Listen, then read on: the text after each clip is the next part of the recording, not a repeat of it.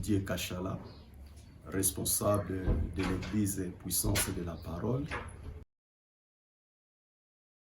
Depuis l'éternité, cette œuvre avait déjà commencé.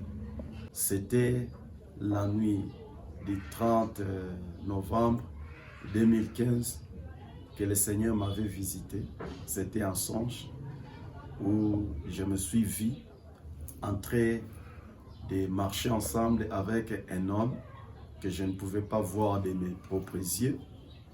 Alors, nous avions commencé à nous entretenir pendant que nous marchions. C'est alors qu'à la fin, il va me dire et il va me le répéter 3 fois, va bâtir pour moi, va bâtir pour moi, va bâtir pour moi. Pour que la vision maintenant soit matérialisée, il a fallu que je puisse prendre 6 ans où j'étais en train de chercher la face de l'Éternel. Ce n'est qu'en 2022, le 6 février, que le Seigneur m'a dit, va maintenant commencer. Comme il avait dit à Moïse, va vers mon peuple car j'ai entendu les cris de leur souffrance et va les libérer de l'esclavage de l'Égypte. C'est comme ça que nous avions commencé et aujourd'hui nous avons déjà une année que cette œuvre a vu le jour dans cette ville de Goma.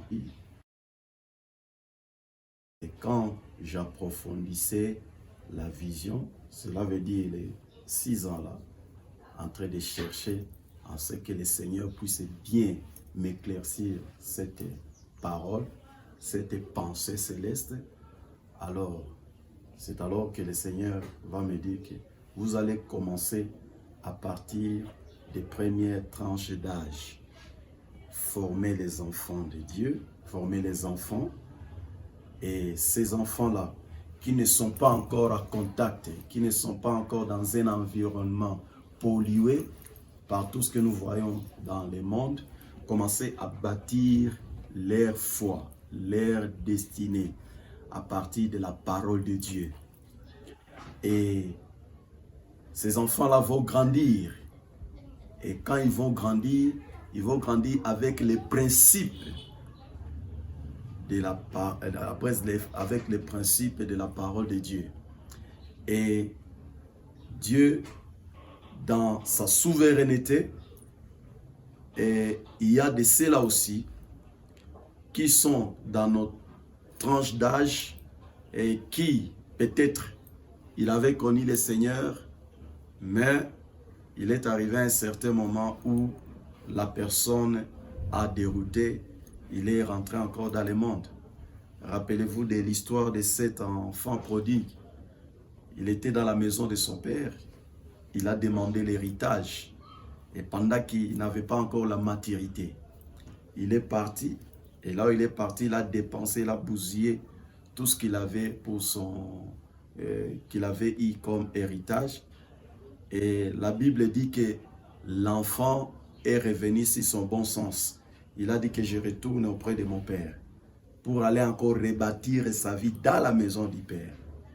Alors, c'est comme ça aussi, il y a d'autres qui étaient dans la volonté de Dieu, dans le plan de Dieu, mais il est arrivé à un certain moment, ils sont sortis du plan de Dieu. Et il faut récupérer cela et pour encore les rebâtir dans la parole de Dieu. La Bible dit, moi et ma famille, nous servirons l'Éternel. Quand nous prions, nous devons prier ensemble. Les requêtes, les sujets des prières, nous montrons ça à l'Éternel. C'est dans cette manière de m'accompagner qu'elle a été associée, non seulement dans la prière, mais dans tout ce que nous réalisons, dans cette vision. Le monde est dans une mutation aujourd'hui à une grande vitesse vers le mal. Alors, nous devons savoir que Christ revient bientôt et pour qu'il puisse enlever son Église.